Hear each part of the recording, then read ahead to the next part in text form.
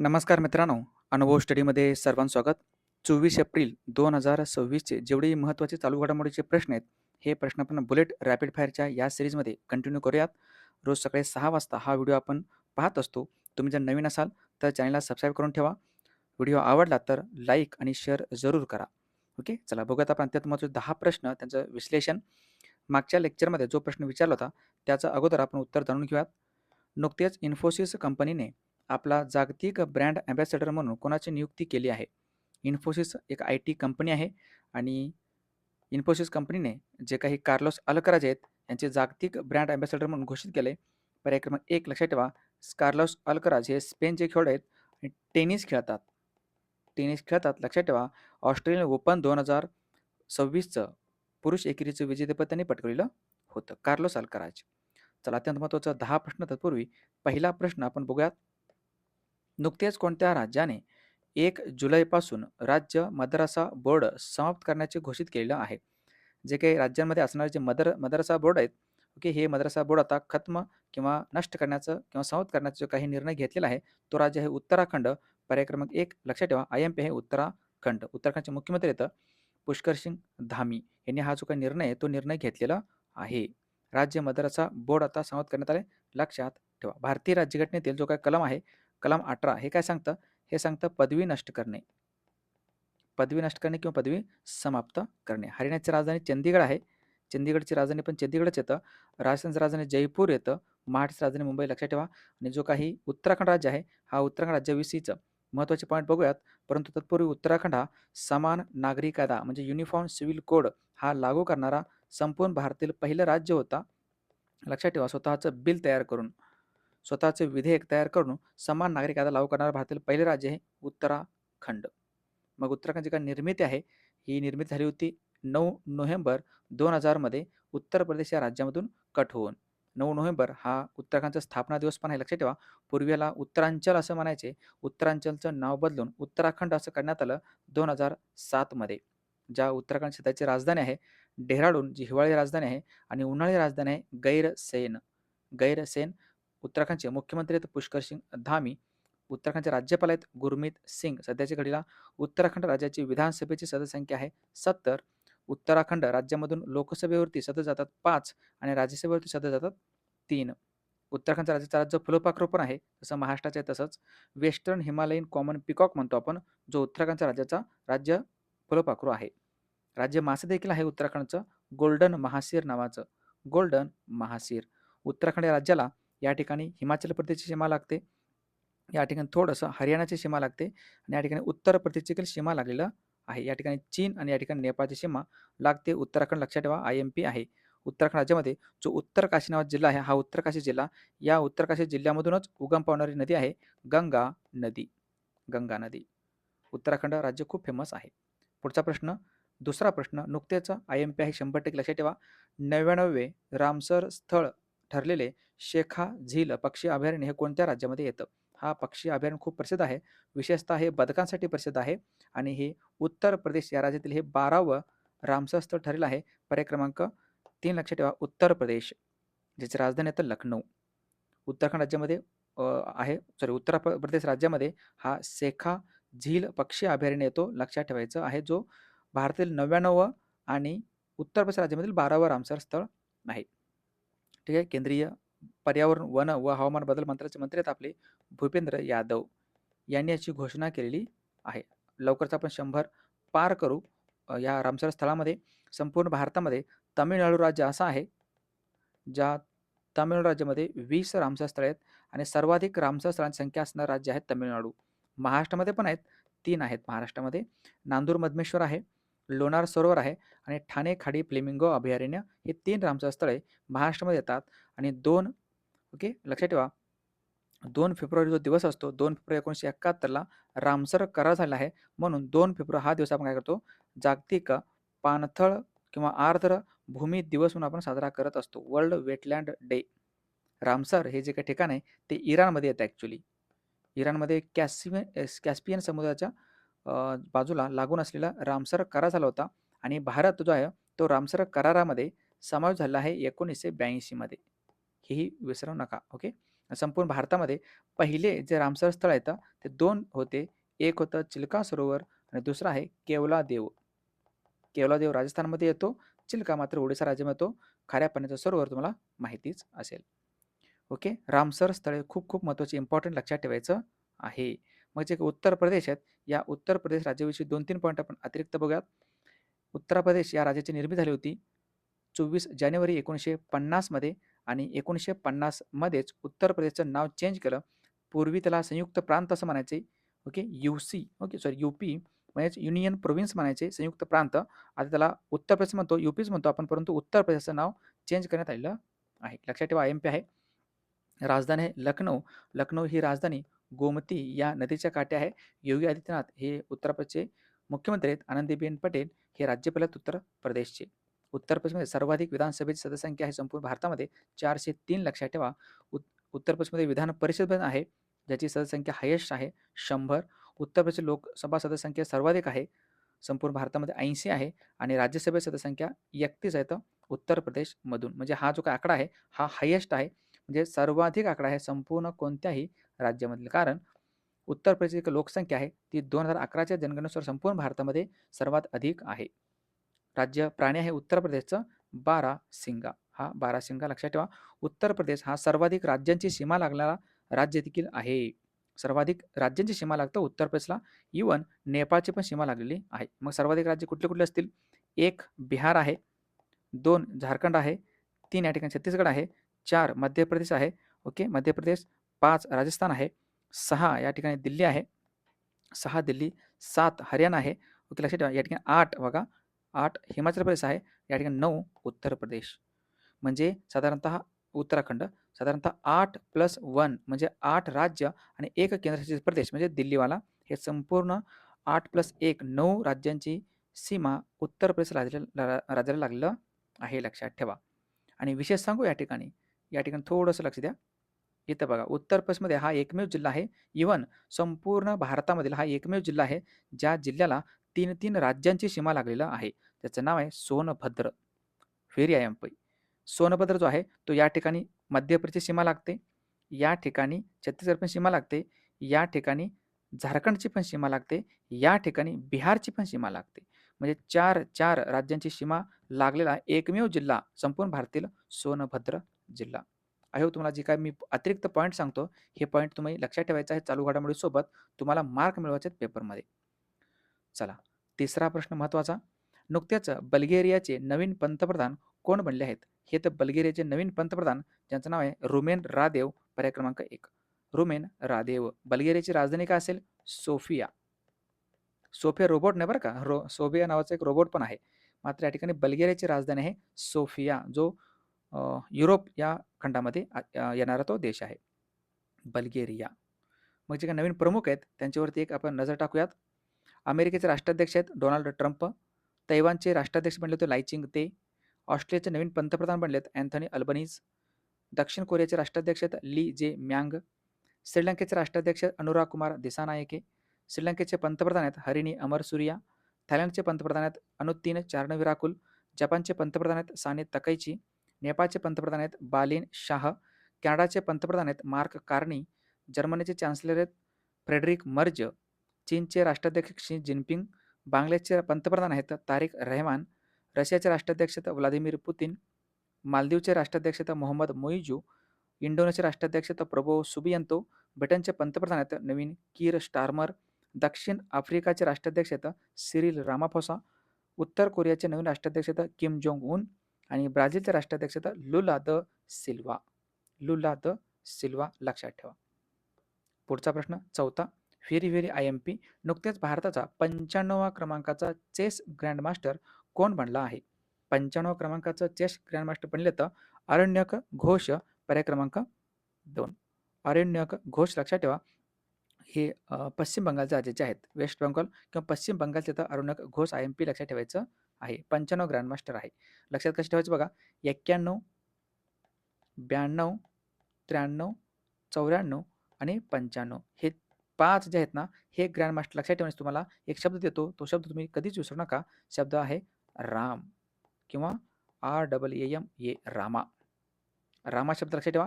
हे 91, 92, 93, 94, 95 असे येथे रामा शब्द बिलकुल कधीही विसरायचं नाही. R for Rohit Krishna. जे 91व्या क्रमांकाचे ग्रँडमास्टर आहेत रोहित कृष्णा. A for Aryan Vaishney. जे 92 क्रमांकाचे ग्रँडमास्टर आहेत आर्यन वैष्णेय. ठीक आहे. त्यानंतर ए फॉर हे येतं आरव डेंगला. आरव डेंगला. आरव डेंगला. आरव डेंगला. 93 क्रमांकाचे grandmaster M for Mayank Chakravarti. Mayank Chakravarti जे गुवाहाटीचे किंवा आसामचे होते तुम्हाला माहिती असेल. आणि परत ए फॉर आताचे आहेत ए फॉर आरण्यक घोष. आरण्यक घोष. कारण तुम्हाला क्रम लावामध्ये विचारू शकतात, त्यामुळे हा क्रम बिलकुल विसरू नका. 91 पासून. आणि 88व्या क्रमांकाचे ग्रँडमास्टर होते कोण? Divya Deshmukh. Divya Deshmukh. Okay. I hope तुम्हाला हे व्यवस्थितपणे समजलं असेल. चेस ग्रँडमास्टर आणि भारताचे पहिले चेस ग्रँडमास्टर होते विश्वनाथन आनंद. विश्वनाथन आनंद लक्षात ठेवा. विश्वनाथन आनंद IMP आहे. आणि 20 जुलैला असतो जागतिक चेस दिन किंवा बुद्धिबळ दिवस. हा शब्द विसरू नका आता. RAAM राम किंवा रामा. 5वा प्रश्न. देशभरात कोणत्या दिवसापासून ऑनलाईन गेमिंग प्रोत्साहन आणि नियमन कायदा 2025 लागू करण्यात येणार आहे? ओके. 2025 मध्ये हा कायदा लागू करण्यात येणार आहे. कधीपासून? तर 1 मे 2026 पासून. पर्याय क्रमांक 2. 1 मे 2026. कशासाठी? हा जो सर्व खऱ्या पैशावर खेळणारा जो जुगार बंदी घालतो आणि भारतीय ऑनलाईन गेमिंग प्राधिकरण ची स्थापना देखील करतो. हा कायद्यानुसार. ओके. हा जो कायदा आहे हा कायदा 25 चा बरं लक्षात ठेवा. ऑनलाईन गेमिंग आणि प्रोत्साहन जो नियमन कायदा तो 25 चा आहे, मात्र लागू होणार आहे 1 मे 2026 पासून. आणि भारतीय ऑनलाईन गेमिंग प्राधिकरण जे आहे authority online gaming authority of India याची पण स्थापना करणार आहे या कायद्याच्या नुसार. हा कायदा प्रतिबंधित पैशांचे खेळ आणि परवानगी असलेले सामाजिक स्पोर्ट्स यांच्यात फरक करून या खेळांचे नियमन करतो आणि केवळ गैरसामाजिक खेळांसाठी नोंदणी आवश्यक करतो. ठीक आहे ना. ऑनलाईन गेमिंग आता जो होणार आहे तो आता बंदी घालण्यात आलेलं आहे. जर पैसा ज्या ठिकाणी लागत असेल तर जुगार वगैरे. ठीक आहे. हा कायदा खूप व्हेरी इम्पॉर्टंट लक्षात ठेवा. आणि भारतामध्ये जे काही नवीन कायदे आले होते, नवीन कायदे जे 3 कायदे आले होते ना, BNS भारतीय न्याय संहिता, त्यानंतर भारतीय न्याय नागरिक सुरक्षा संहिता BNSS म्हणतो आपण, आणि भारतीय साक्ष अधिनियम BSA याची देखील अंमलबजावणी झाली होती 1 जुलैला. 1 जुलै 2017. विसरू नका. आणि जे काय आपलं 3 महिन्याचं करंट अफेअरचं PDF आहे, ज्याला आपण ईबुक असं नाव दिलंय. जानेवारी, फेब्रुवारी, मार्च हे 3 महिन्यात जर तुम्हाला पाहिजे असतील तर नक्की तुम्ही घेऊ शकता. या QR कोडवरती स्कॅन करून तुम्ही त्याची प्रिंटआउट देखील काढून ठेवू शकता ह्या PDFची. मी तुम्हाला ह्या नंबरला तुम्ही WhatsAppला मेसेज करा. स्क्रीनशॉटमध्ये तुम्हाला ₹20 पाठवायचे आहेत. ₹20 तुम्हाला 3 महिन्याचं करंट अफेअरचं PDF मी पाठवतोय. ईबुकच्या स्वरूपामध्ये खूप छान पद्धतीने डिझाइन केलेलं. तुम्ही त्याचे प्रिंट काढा, वाचून घ्या. रिव्हिजन तुम्हाला खूप छान पद्धतीने होऊन जाईल. तसंच जो एप्रिल महिना आहे ना, या एप्रिल महिन्यामधील जे काही संपूर्ण चालू घडामोडी आहेत, अगदी विश्लेषणच आहेत.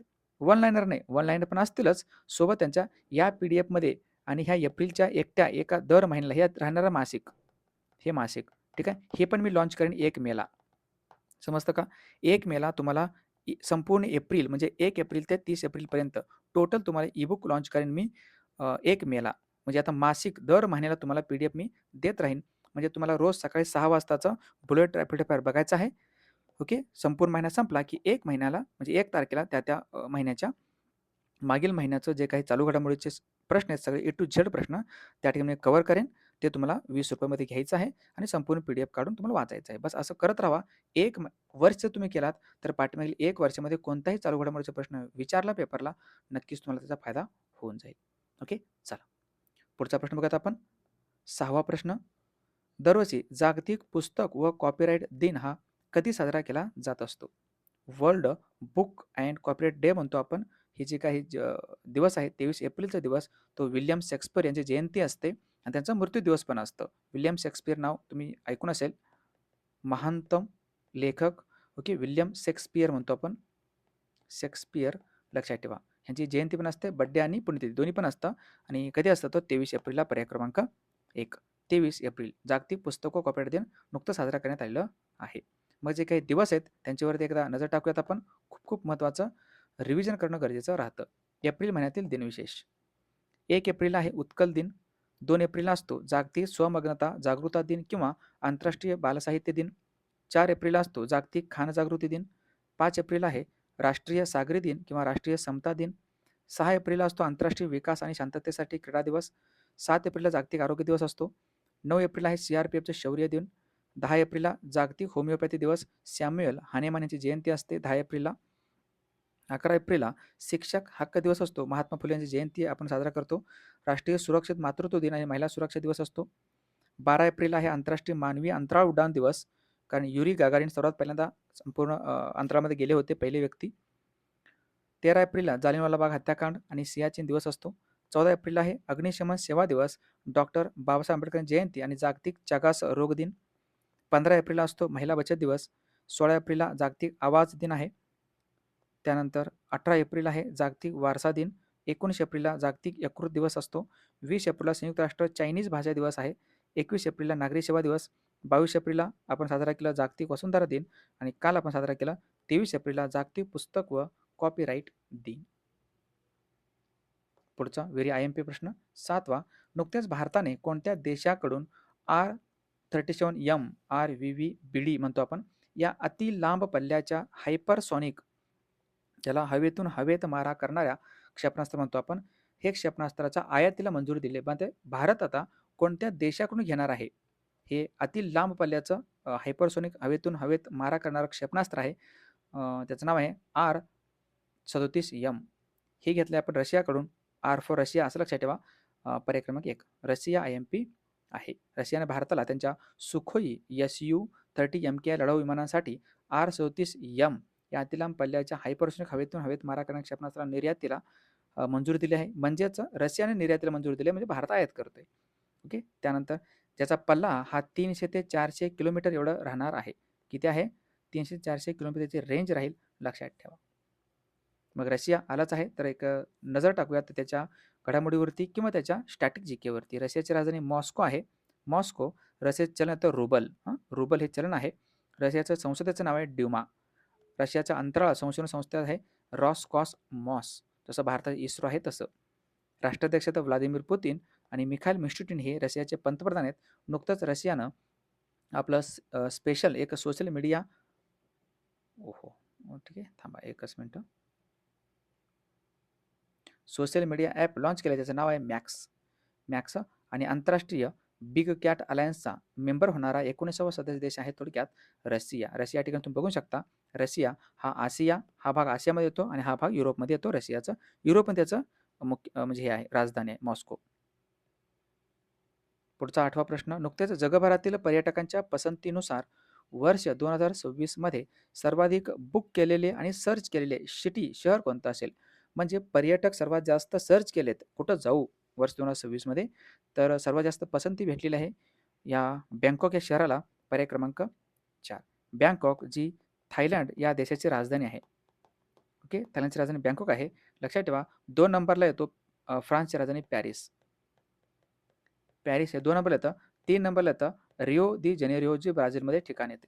1, 2, 3 लक्षात ठेवा. बस एक तरी लक्षात ठेवलं तरी चालतो. 1 नंबरला तो बँकॉक थायलंड. थायलंडची राजधानी बँकॉक आहे आणि थायलंड ह्याचे नवीन पंतप्रधान कोण असतील? अनुतीन चार्नविराकुल. अनुतीन चार्नविराकुल हे प्रमुख आहेत या थायलंडचे, लक्षात ठेवा. बाकी थायलंड ह्याला आपण पांढऱ्या हत्तींचा देश असंही म्हणतो. पांढऱ्या हत्तींचा देश थायलंड आहे. पुढचा 9वा प्रश्न.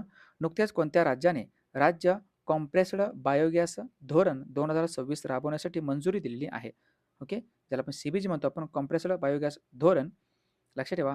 आणि हे 2026ला मंजूर दिलं आपल्या महाराष्ट्रानं. पर्याय क्रमांक 1 महाराष्ट्र. लक्षात ठेवा. राज्यात शाश्वत ऊर्जेला प्रोत्साहन देण्यासाठी महाराष्ट्र राज्य कॉम्प्रेस्ड बायोगॅस धोरण 2026 जाहीर करण्यात आले आहे नुकतंच मंत्रिमंडळाच्या निर्णयामध्ये. आणि या धोरणाच्या अंतर्गत प्रत्येक जिल्ह्यात समन्वय समिती स्थापन केली जाणार आहे. बायोगॅस प्रकल्प जो पब्लिक प्रायव्हेट पार्टनरशिप, ज्याला आपण सार्वजनिक खाजगी भागीदारी म्हणतो आपण, आणि हायब्रिड ॲन्युइटी तत्वावर राबवले जातील. चालू वर्षासाठी या प्रकल्पांकरता 500 कोटी रुपयांची तरतूद नुकताच करण्यात आलेली आहे. या निर्णयामुळे काय होणार आहे तर घनकचऱ्यांचे जे काय पर्यावरणपूरक व्यवस्थापन आहे ते व्यवस्थापन होणार आहे आणि हरितगृह वायूचं उत्सर्जनामध्ये काय होईल? घट होणार आहे, म्हणजे प्रदूषण कमी होईल. हे तर महाराष्ट्राचे मुख्यमंत्री देवेंद्र फडणवीस. मग महाराष्ट्राविषयीचे जे काही पॉईंट आहेत, काही पॉईंट आपण चर्चा करूयात. निर्मिती सगळ्यांनाच माहिती असेल महाराष्ट्राचं 1 मे 1960 आहे. गुजरात आणि महाराष्ट्र वेगळे झाले. बॉम्बे प्रांतामधून महाराष्ट्राचे पहिले मुख्यमंत्री होते यशवंतराव बळवंतराव चव्हाण, म्हणजे यशवंतराव चव्हाण. आणि श्री प्रकाश हे महाराष्ट्राचे पहिले राज्यपाल देखील होते. राजधानी आहे मुंबई, मात्र नागपूरमध्ये हिवाळी राजधानी आहे, लक्षात ठेवा महाराष्ट्राची. मुख्यमंत्री आता देवेंद्र फडणवीस. राज्यपाल आता 22व्या क्रमांकाचे जिष्णू देव वर्मा, जे पूर्वी तेलंगणा राज्याचे राज्यपाल म्हणून काम केलेले आहेत. महाराष्ट्राच्या विधानसभेची सदस्यसंख्या आहे 288. आणि राहुल नॉर्वेकर हे सध्याच गेल्या महाराष्ट्राचे विधानसभेचे अध्यक्ष आहेत. विधान परिषद पण आहे महाराष्ट्रामध्ये आणि 78 सदस्यसंख्या आहे. विधान परिषद सध्याचे सभापती आहेत महाराष्ट्राचे राम शिंदे. महाराष्ट्रातून लोकसभेवरती 48 सदस्य जातात आणि महाराष्ट्रातून राज्यसभेवरती 19 सदस्य जातात, विसरू नका. व्हेरी IMP हे सगळे पेपरला आलेले आहेत. महाराष्ट्राचं राज्य फुलपाखरू आहे ब्ल्यू मॉर्मॉन, हा ब्ल्यू मॉर्मॉन आहे. महाराष्ट्राचं राज्य मासा आहे सिल्वर पापलेट. तसे महाराष्ट्राचे राज्य प्रतीक आहेत ना, हे मी तुम्हाला परत पुढच्या कधीतरी एखाद्या लेक्चरमध्ये लावून सगळं कव्हर करेन. महाराष्ट्र लक्षात ठेवा, हे महाराष्ट्राच्या विभागानुसार आहे. हे 6 विभाग तुम्ही प्रशासकीय विभागात विसरू नका. एकदा बघून घ्या व्यवस्थितपणे व्हिडिओ पॉज करून. कंटाळा केलात की तुम्ही नापास झालात. ओके, चलो पुढचा प्रश्न, 10वा प्रश्न. नुकतेच लंडन क्लायमेट कॉन्क्लेव्हमध्ये खालीलपैकी कोणाला ग्लोबल ग्रीन आयकॉनने सन्मानित करण्यात आले आहे? ग्लोबल ग्रीन आयकॉनने सन्मानित करण्यात माझे मंत्री आहेत. ओके, राज्यसभेचे सदस्य आहेत. त्याचं नाव आहे संतोष कुमार, पर्याय क्रमांक 3. संतोष कुमार. लंडनमध्ये हा जो काय आहे तो पुरस्कार त्यांना देण्यात आलेला आहे. लंडन जी राजधानी आहे UKची, आणि लंडन हे थेम्स या नदीच्या काठी देखील आहे, विसरू नका. मग जे काही महत्त्वाचे पुरस्कार जे रिसेंटली नुकतेच देण्यात आले त्यांच्यावरती आपण एक नजर टाकूयात. प्रतिष्ठित ॲबेल पुरस्कार देण्यात आला 2026चं गर्ड फाल्टिंग्स यांना. बुरशीच्या जाळ्यांचा उलगडा केल्याबद्दल टायलर पुरस्कार 2026ने सन्मानित करण्यात आले टोबी कियर्स यांना. वर्ल्ड आर्चरीने para archer of the year 2025 घोषित केले शीतल देवी यांना. जागतिक शांततेसाठी योगदानाबद्दल भव्य पुरस्कार, ज्याला आपण ग्रँड प्राईज म्हणतो आपण, यांनी सन्मानित करण्यात आले जे कृष्णा राव यांना. विल्यम डॅलरिम्पल यांना कोणत्या पुस्तकासाठी एक पुरस्कार भेटले? पुरस्काराचं नाव आहे मार्क लिंटन इतिहास पुरस्कार आणि पुस्तकाचं नाव आहे द गोल्डन रोड. नुकतेच कोणाच्या Mother Mary comes to me या आत्मचरित्रासाठी प्रतिष्ठित US national book critics circle पुरस्कार मिळाला आहे? तर ही व्यक्ती अरुंधती रॉय. कोणत्या राज्याच्या पोलीस दलाला राष्ट्रपती पोलीस कलर 2026ने सन्मानित करण्यात आले? ओडिशा राज्याचं राज्य पोलीस दल. आणि नुकतंच स्कायट्रॅक्सने कोणत्या विमानतळाला एअरपोर्ट ऑफ द इयर 2026 म्हणून घोषित केलं असेल? तर ते चांगी इंटरनॅशनल एअरपोर्ट, लक्षात ठेवा, जे सिंगापूरचं आहे. अत्यंत महत्त्वाचं हे जे काही प्रश्न मी घेतलेला आहे तुम्हाला, थोडंसं व्हिडिओ एक 2-4 मिनटं एक्स्ट्रा जरी झालं, जास्त जरी झालं, लक्षात ठेवा हे तुमच्यासाठी राहतो. आणि तुम्ही जर न चुकता डेली बघत असेल, पूर्णतः शेवटपर्यंत व्हिडिओ बघायचा, कंटाळा केलात तर तुम्हाला पश्चाताप झाल्याशिवाय काही नाही आहे. मी ज्या पद्धतीने लेक्चर घेतो, ज्या पद्धतीनं मी माझं करंट अफेअरचं बघा, रोज सकाळी 6 वाजता करंट अफेअरचं लेक्चर खूप जण घेत असतील यूट्यूबवरती, ठीक आहे ना. परंतु माझी पद्धत आणि दुसऱ्यांच्या पद्धतीने खूप जमीन आसमानचा फरक तुम्हाला आढळलेला असेल. कंटिन्यू लेक्चर एक 8 दिवस बघा, तुम्हाला ऑटोमॅटिक जाणून घेईल की आपल्या नॉलेजमध्ये काय भर पडत चाललेली आहे, ठीक आहे ना. कारण जर इतरांसारखंच मी पण घेतलो, प्रश्न वाचून दाखवणे, पुढे जाणे किंवा काहीतरी माहिती सांगत राहणे, परीक्षाभिमुख माहिती सांगणं पण गरजेचं राहतं, ठीक आहे ना. रिव्हिजन म्हणजे प्रत्येक प्रश्नाचं रिव्हिजन करणं, बघा शिकवणं खूप महत्त्वाचं नाही आहे, तर शिकवलेलं तुमच्या आतमध्ये किती उतरलेलं आहे, तुम्हाला येतं किती परीक्षेच्या वेळेस, हे तितकंच महत्त्वाचं आहे. त्यामुळं माझी जी पद्धत आहे एकदम बेस्ट आहे, असं माझ्या मते तरी बेस्ट आहे. बाकी तुमची मर्जी. तुम्ही बघू शकता. ओके, निरीक्षण करू शकता. व्हिडिओ आवडला तर कंटिन्यू बघत चला. नाही आवडला तर तुम्ही नाही बघितलं तरी चालतो, काही हरकत नाही आहे. ओके, चला रिव्हिजन बघूयात आपण कालच्या प्रश्नाचं. कालच्या प्रश्नाचं एकदा रिव्हिजन खूप महत्त्वाचं आहे. लॉरियस वर्ल्ड स्पोर्ट्स अवॉर्ड्स 2026मध्ये सर्वोत्कृष्ट पुरुष खेळाडू म्हणून कोणाला गौरवण्यात आलेलं आहे? हे व्यक्ती तर कार्लोस अल्कराज. नुकतेच ॲपल कंपनीचे नवीन CEO बनलेले आहेत, त्यांचं नाव आहे जॉन टर्नस. कोणत्या ठिकाणी ब्रिक्स अकॅडमिक फोरमचे उद्घाटन नुकतंच करण्यात आलं असेल? नवी दिल्ली या ठिकाणी. कोणत्या संस्थेने ओमेगा बॉल सादर केला आहे, जो भारतातील पहिला 3 संघीय फुटबॉल प्रकार आहे? IIT मद्रासनं हे लॉन्च केलं आहे. जागतिक वसुंधरा दिन हा कधी साजरा केला जात असतो? हा असतो 22 एप्रिलला. नुकतेच बांगलादेशमध्ये भारताचे नवीन उच्चायुक्त बनलेत, त्याचं नाव काय असेल? हे तर दिनेश त्रिवेदी. बांगलादेशमध्ये भारतातील पहिले पेट्रोग्लिफ संवर्धन उद्यान कोणत्या राज्यात विकसित केले जाणार आहे? हे राज्य आहे लडाख. कोणत्या राज्यातील पचपदरा रिफायनरीमध्ये नुकतंच उद्घाटनाच्या अवघ्या 1 दिवस आधी भीषण आग लागली होती नुकतंच. तर ते राजस्थानमध्ये. आणि बिग बॉस मराठी सीझन 6 ची विजेते आहे तन्वी कोलते. तन्वी कोलते छत्रपती संभाजीनगरमधील औरंगपुराचे नाव बदलून आता संभाजी पेठ असं करण्यात आलेलं आहे. नक्कीच व्हिडिओ आवडला तर लाईक करा, शेअर करा तुमच्या मित्रापर्यंत. डेली तुम्हाला हा व्हिडिओ काय करायचा बघायचा आहे आणि जाता जाता चॅनलला नक्कीच सबस्क्राईब करून ठेवा. या प्रश्नाचं उत्तर देखील द्या आता. नुकतेच आर्थिक वर्ष 2026 मध्ये कोणत्या देशाने अमेरिकेला मागे टाकत भारताचा सर्वात मोठा व्यापारी भागीदार देश आता बनलेला आहे? कमेंट बॉक्समध्ये सर्वांनी उत्तर द्यायचं आहे. याचं उत्तर आपण उद्या सकाळी जाणून घेऊयात. शेवटपर्यंत व्हिडिओ बघितल्याबद्दल धन्यवाद. आपलं अनुभव श्रेचं ॲप आहे. ॲपवरती स्पेशल जीकेचं बॅच आहे माझी. जर कोणाला जीके वीक असेल, जीकेला मार्क पडत नसतील, तर तुम्हाला बेसिक अगोदर बघावं लागेल. या ठिकाणी स्कॅन करून तुम्ही ₹510 आपली बॅच आहे. फक्त एकदा बॅच बघा पूर्णतः. ₹510 देऊन तुम्हाला बस दुसऱ्या कुठल्याही कुणाची बॅच तुम्हाला बघायची आवश्यकता नाही. इतिहास, भूगोल, विज्ञान, पंचायत सर्वचं सर्व तुम्हाला ह्या बॅचमध्ये शिकवलं आहे. या ठिकाणी स्कॅन करून तुम्ही ॲप घेऊ शकता. टेलिग्राम चॅनल पण आहे आपलं.